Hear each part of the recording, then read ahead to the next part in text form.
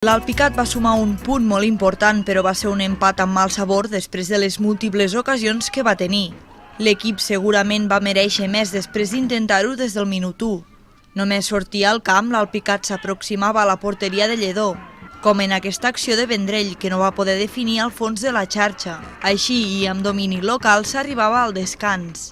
L'equip ha estat bastant bé, força bé, hem lluitat molt bé al mig del camp, hem tingut diverses ocasions, sobretot la primera part que hem arribat a fer quasi 8 corners, la pilota no ha entrat, no entrava.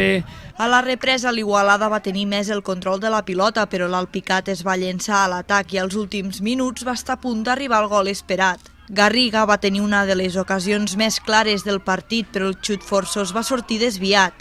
Tampoc va poder Vendrell en aquesta rematada que va acabar a les mans del porter visitant. Va ser a l'últim minut l'ocasió més clara que podia marcar el partit. Un penal que podia donar els 3 punts als del Segrià, però Fontova, sota la pressió, no el va poder transformar a la perfecció.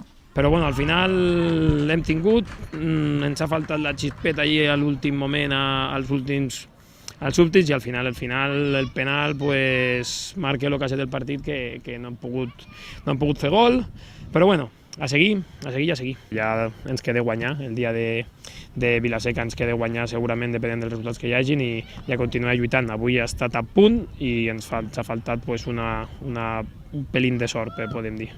Tot i aquest punt, el tècnic és conscient que l'equip necessita guanyar sí o sí al camp del Vila-seca en la propera jornada per aconseguir l'objectiu de la permanència.